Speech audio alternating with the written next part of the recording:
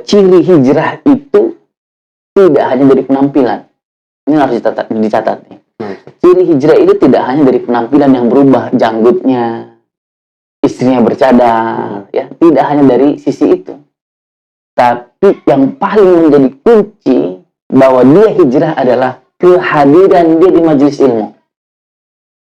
Hijrah itu sama dengan hadir di majelis ilmu. Bismillahirrahmanirrahim.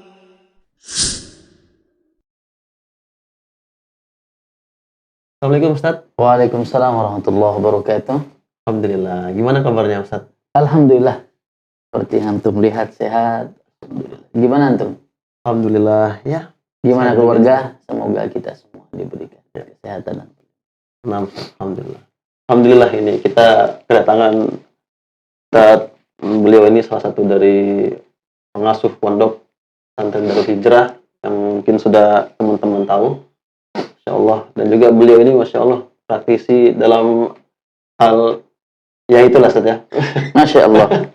Alhamdulillah binikmati tatimmus shalihat. Masya Allah. Ini bisa kita ambil pelajaran dari beliau ini. Tapi kayaknya pada kesempatan ini kayaknya kita nggak bakal bahas masalah itu Ustaz. Ya, nah. Kita cari yang aman-aman. Masya Allah. Nah, mungkin gini Ustaz. Kayaknya kita langsung aja Ustaz. Ya. Mungkin kita masuk di pembahasan tentang hijrah nih Ustaz. Iya. Karena fenomena hijrah ini kan Ustaz, yang dulunya tuh Masya Allah Ustaz ya, di kisaran tahun 2015-an ke atas itu Masya Allah lah. Fenomena event-eventnya hijrah yang kita lihat dulu Masya Allah lah Ustaz ya, kalau pengajian juga. Tapi ketika mungkin terjadinya pada saat virus corona saat yang menyerang itu, setelah itu mungkin kita lihat ya kayaknya banyak yang dulunya mungkin di staf-staf terdepan, yang dulunya mungkin sering ikut kajian, yang dulunya mungkin sering dalam hal-hal kebaikan, sekarang sudah mungkin ya sedikit-sedikit berkurang Ustaz.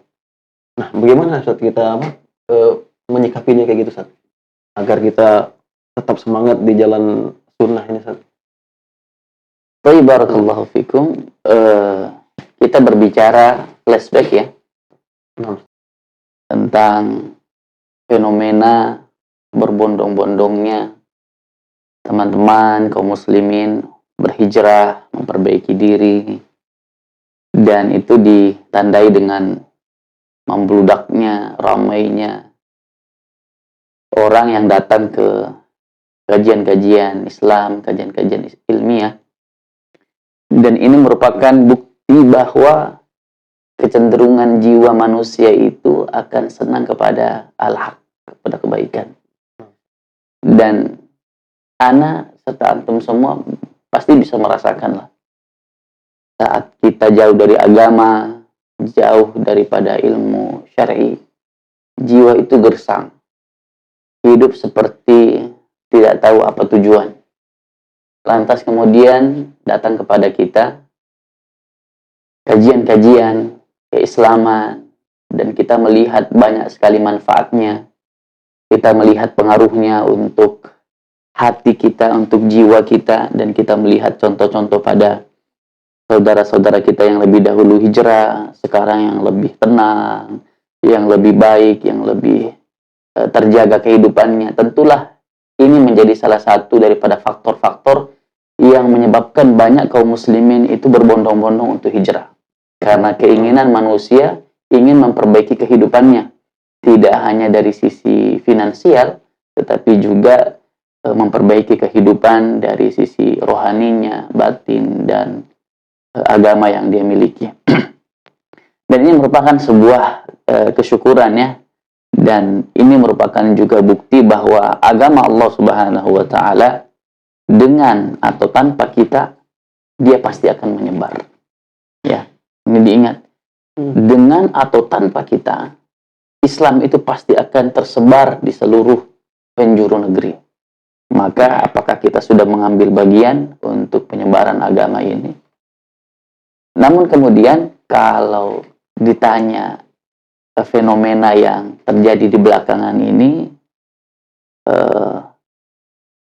khususnya pasca pandemi, ya, meski pandemi atau saat virus corona menyebar, ini sebuah pengecualian, ya, momen yang bisa dikatakan sebagai pengecualian untuk kemudian kita katakan bahwa majelis ilmu semakin kurang, yang hadir di masjid juga berkurang, mungkin karena ada faktor dari masih adanya pandemi di tengah-tengah kita. Walhamdulillah, akhir-akhir ini kita semakin nampak terbebaskan daripada virus tersebut. Juga pemerintah juga telah menjelaskan bahwa tidak ada lagi PPKM dan sebagainya. Semoga ini bisa mengembalikan himmah, semangat teman-teman yang dahulu rajin untuk kajian, untuk bisa datang ke majelis-majelis ilmu, untuk bisa kembali menuntut ilmu agama, untuk bisa kembali memperbaiki dirinya, untuk kembali menyempurnakan hijrahnya. Jadi kalau kita berbicara tentang fenomena saat ini, tidak bisa dilepaskan dari keadaan pandemi yang terjadi di tengah-tengah kita. Jadi itu sesuatu yang menjadi pengecualian. Jika kita berharap terbukanya kembali majelis-majelis ilmu, ya, itu mengembalikan semangat teman-teman kembali untuk hadir di majelis ilmu. Karena yang harus diingat bahwa ciri hijrah itu tidak hanya dari penampilan. Ini harus dicatat nih.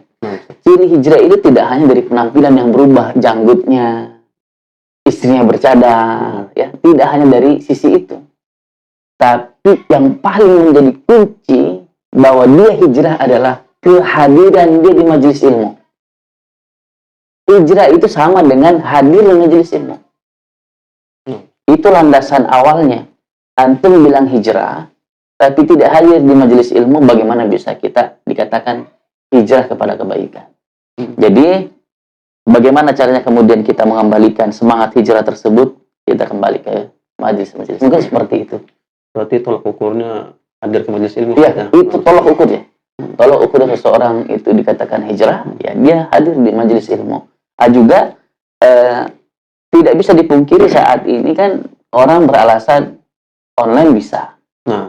Apalagi kan sekarang nih. Karena kan gini, kadang kan ada ikhwan, karena kan kerja Ustaz, sibuk ini Ustaz, ada mungkin umat Ustaz ya, kita nggak tahu lah alasannya gimana. Itu gimana? Sebenarnya menuntut ilmu melalui sarana-sarana tersebut ya sah-sah saja, dan itu benar dan juga mendapatkan keutamaan juga. Hanya saja hadir di majelis ilmu itu keutamaan jauh lebih besar dari sisi keberkahannya, dari sisi manfaat yang akan didapatkannya. Karena ilmu itu pada dasarnya yang harus dicari bukan teorinya. Yang dicari daripada ilmu itu, goalnya adalah kemanfaatannya. Makanya disebutkan salullaha ilman nafi'a. Rasulullah SAW menyebutkan, minta sama Allah itu ilmu yang bermanfaat. Kalau hanya sekedar teori, hanya sekedar omongan, itu bukan tujuan daripada ilmu. Tapi tujuan daripada ilmu itu sendiri adalah kebermanfaatannya. Dan kebermanfaatan atau manfaat ilmu itu akan tercapai di majelis-majelis ilmu. Ya, banyak sekali hadis-hadis yang menjelaskan tentang keutamaan hadir di majelis ilmu, ya. Wa majtama'a qaumun fi baitin min buyutillah yatluna kitaballahi wa yatadarasuna bainahum. Ya, Rasulullah SAW katakan bahwa tidaklah mereka berkumpul, ya kan? Berkumpul berarti ada upaya nih untuk datang. Man salaka tariqan, menempuh sebuah jalan, yaltamisu fi ilma. Jadi itu menunjukkan bahwa harus keluar untuk menjemputnya, istilahnya menjemput bola. Jadi kita datang untuk mencari. Dan juga belajar streaming online itu kita kurang mendapatkan himmah menuntut ilmu atau semangat. Sebab para ulama menyebutkan la yanalul ilma birahatil jasad. Tidak dapat ilmu itu dengan santai-santainya jiwa, diri. Kalau kita kan online tuh di kamar santai-santai, sambil baring, sambil lele dan sebagainya. Paham ya, kita paham dengan apa yang disampaikan. Tetapi kebermanfaatannya tadi tidak akan tercapai barokahnya ilmu mungkin berkurang disebabkan kita mencarinya dengan cara yang seperti itu. Siapa sih yang paling bisa kita teladani di dalam menuntut ilmu? Ya para ulama. Ya kan? Tidak perlu jauh-jauh, kita lihat para ulama.